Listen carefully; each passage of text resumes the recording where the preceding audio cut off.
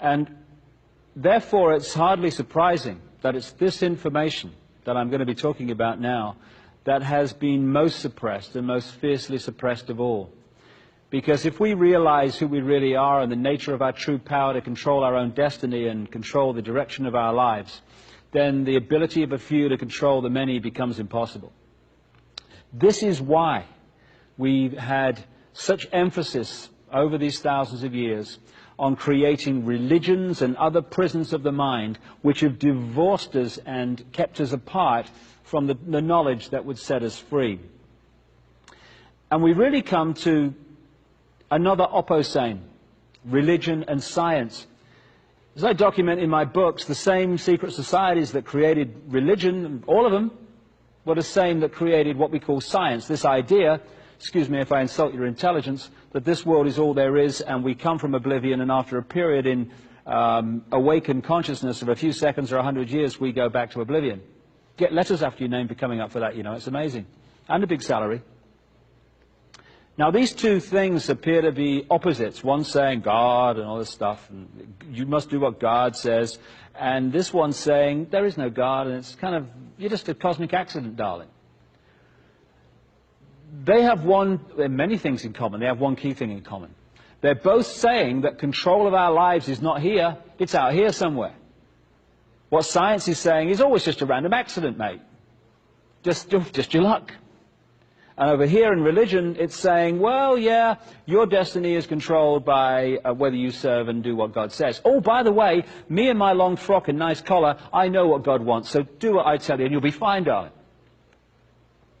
And so religion was used for so long, and still is used massively, to control people and shut their minds off from the reality of who they are and the nature of their true power, life itself indeed.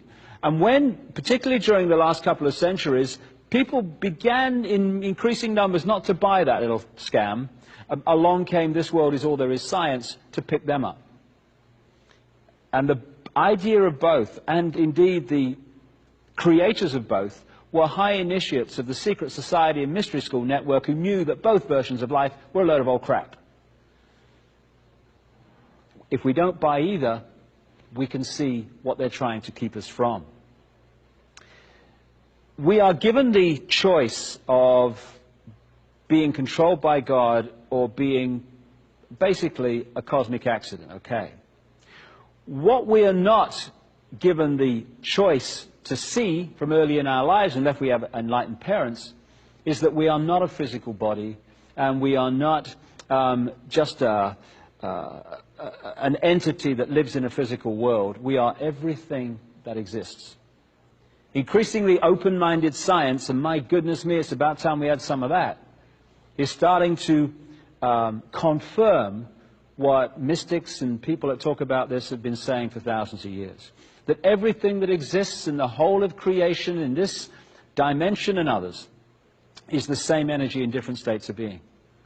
And the vibrational state of that energy decides what that energy will manifest as.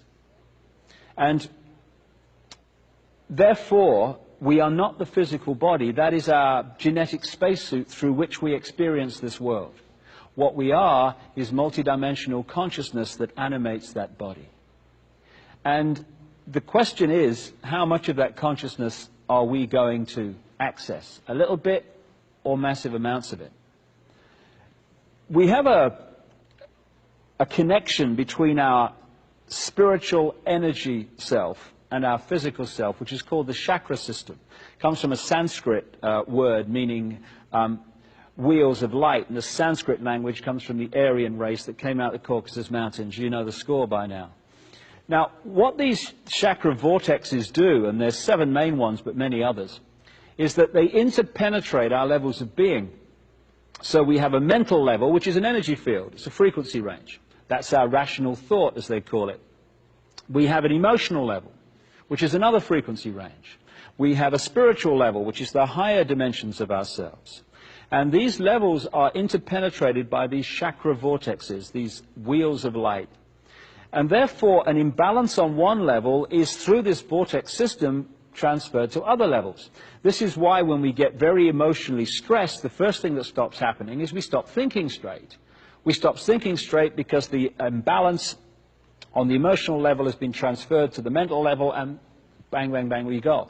Now, if this imbalance goes on, this emotional imbalance, it's transferred eventually to the lowest level of this system, which is the physical level.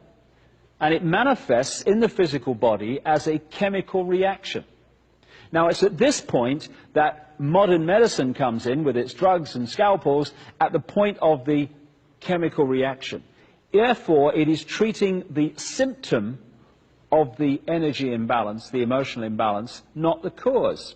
And I remember where I lived on the Isle of Wight, a little island off the south coast of England, the doctor's practice there sent out a letter to everybody who was in that practice, the patients and stuff.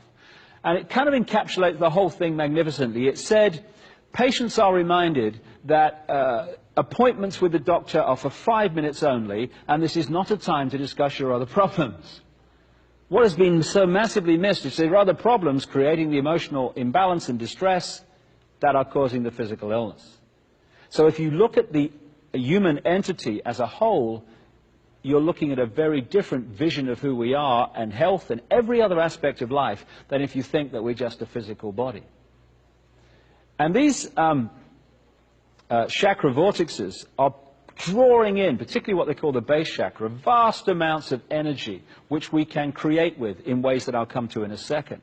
The more these chakra vortexes are closed down, the less energy they're drawing in, the less energy we have to work with and create with. And so from this high level of knowledge that I've been talking about over thousands of years, at the peak of this brotherhood network, they understand these things. And so much of the manipulation of human emotion and human thinking, human perception and human attitudes has been designed to close these vortexes down so we access a fraction of multidimensional infinity, this infinite mind that we're part of.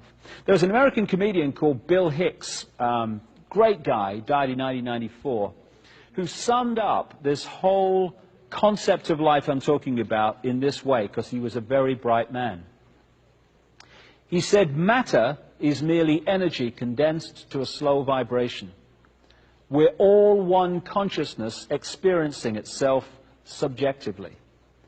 There's no such thing as death, life is just a dream, and we are the imagination of ourselves. And that's the key. What we imagine ourselves to be is what we physically create. So if we can be manipulated to imagine ourselves as ordinary, then we'll create ordinary lives. When the penny drops that we are all extraordinary, we live extraordinary lives, and this manipulation is over. We're like droplets of water in an ocean of consciousness. We're individual to an extent, just like droplets of water are individual. You can hold one in your hand.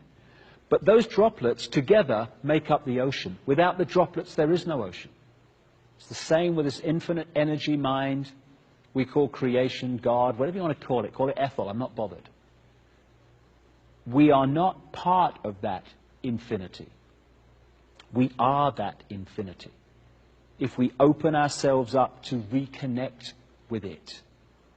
And this is where we come back to the eggshell. Because most people are manipulated through fear and sense of limitation to shut off from that infinity and all its infinite wisdom, love, understanding that is available to be tapped any time, because it's us. Wherever you stand in infinity, you are at the center of infinity. So everything that exists is everything that exists. I am everything that exists. So are you. The more you realize that, the more you open up to the full infinity of who you are. Your life transformed. Your vision of yourself is transformed. Your vision of everything is transformed. The more you see yourself as just an individual, ordinary little man and woman in the street, I got no power, mate, what can I do? Once you do that, you are shutting yourself off from the infinity of who you are, and you become a fraction of what you are. And then you are able to be controlled, but only then. Which is why this understanding has been so suppressed. That's where most people live their lives. In a sense of, I can't, mate, I could never, mate, all the best things in life happen to someone else, mate. Oh, what can I do? And when we're there, piece of cake, manipulator in one hand while having a cup of tea in another.